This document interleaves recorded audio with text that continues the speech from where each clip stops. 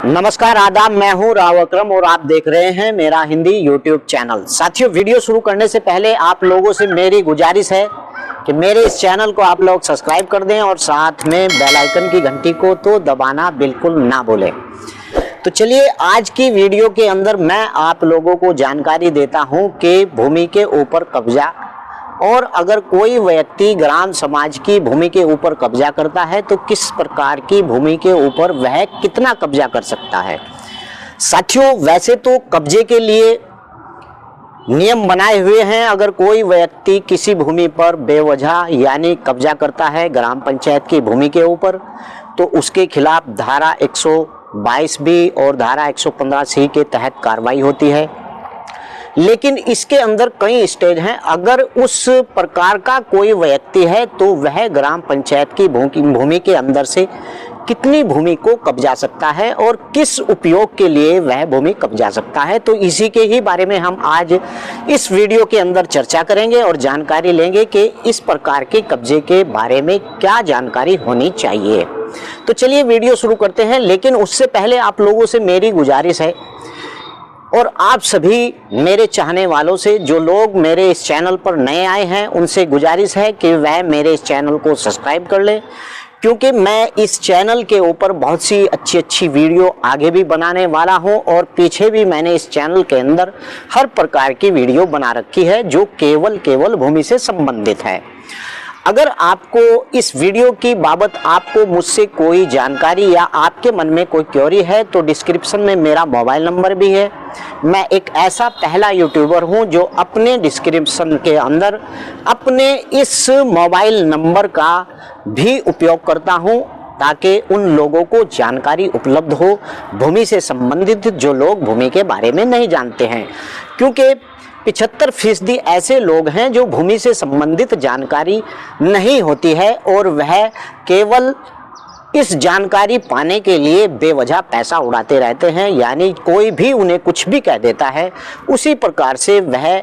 उस पर पैसा लगा देते हैं। यानी मैं नाम किसी का नहीं लूँगा, क्योंकि अदालत के अंदर जब भी ऐसे मैटर जाते हैं तो इस प्रकार के अधिकतर लोग मिलते हैं जिन्हें बेवकूफ़ समझकर लूट लिया जाता है। तो चलिए, आज मैं आपको जानकारी दूंगा कि इस प्रकार की भूमि पर कैसे कब्जा होता है। आप मुझे कॉल भी कर सकते हैं और जानकारी भी ले सकते हैं। तो चलिए वीडियो शुरू करते हैं और जानकारी प्राप्त करते हैं। साथियों, इस चैनल के ऊपर ऐसी बहुत सी वीडियो है जो मैंने भूमि से संबंधित कब्जे के ऊपर बनाई हुई है। आप मेरे इस चैनल के अंदर जाइए और वीडियो पर देखिए कि मैंने किस प्रकार की भूमि के कब्जे से संबंधित पूरी जानकारी उन वीडियो के अंदर दे रखी है।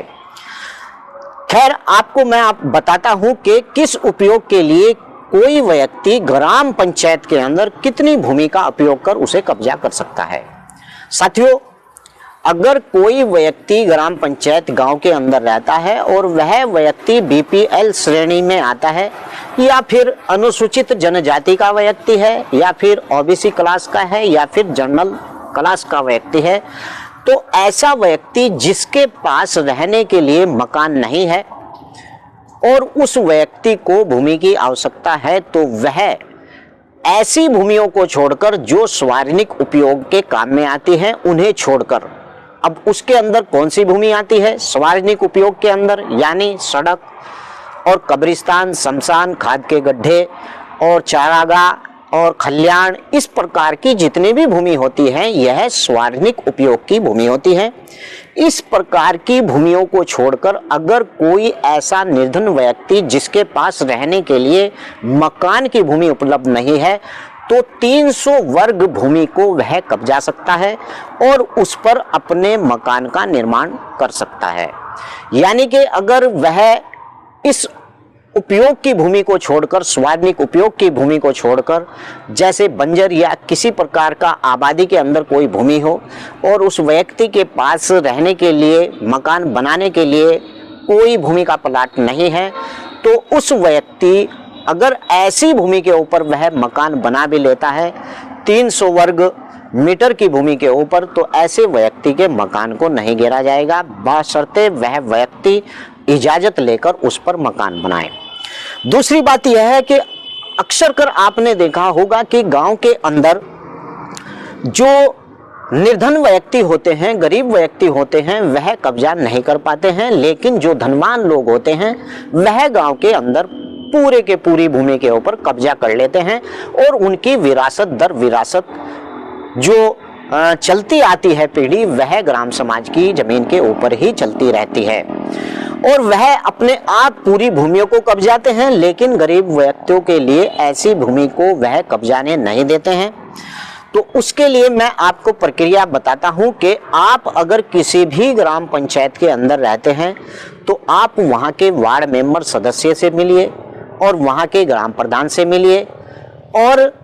अगर ग्राम प्रधान आपको कोई 300 वर्ग मीटर की भूमि को देता है तो वही भूमि आपको मकान बनाने के लिए काम में आएगी। और अगर अनुसूचित जनजाति का कोई भी व्यक्ति है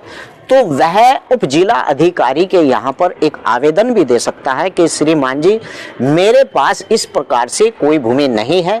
और मुझे अपना मकान बनाना है और मैं मकान किस भूमि पर बनाऊं, कृपया कर मुझे इस प्रकार की कोई भूमि उपलब्ध कराई जाए। तो उप जिला अधिकारी अपने स्तर से ऐसे अनुसूचित जनजाति के व्यक्ति को मकान के लिए 300 वर्ग मीटर का पट्टा यानी दे सकता है और ऐसे व्यक्ति को उस भूमि का पट्टा उसके नाम कर सकता है और ऐसे व्यक्ति उसके ऊपर भूमि के ऊपर अपना मकान भी बना सकते हैं। साथियों, अब मैं आपको बताता हूं कि अगर आप ग्राम पंचायत में रहते हैं तो ग्राम प्रधान आपके गांव का अध्यक्ष होता है और उसके नीचे कई समितियां होती हैं, जैसे निर्माण समिति हुई, भू प्रबंधक समिति हुई। निर्माण समिति का यह काम होता है ग्राम पंचायत के अंदर कि जितने भी निर्माण के कार्य होते हैं सब निर्माण समिति की देखरेख में होते हैं। वहीं पर गांव के अंदर जितनी भी सार्वजनिक उपयोग की भूमि है, जितनी भी सरकारी भूमि है, इन सब की देखरेख गाँव की भू प्रबंधक समिति करती है। और उस भू प्रबंधक समिति का सचिव कौन होता है? उसका सचिव होता है ग्राम पंचायत का पटवारी और वहीं पर उस भू प्रबंधक समिति का अध्यक्ष होता है ग्राम प्रधान। आप ग्राम प्रधान के यानी अपनी ग्राम पंचायत से भी इस प्रकार का आवेदन कर सकते हैं, यानी आबादी के अंदर मकान बनाने की भूमि के लिए पट्टा की अगर आप लोगों को आवश्यकता है।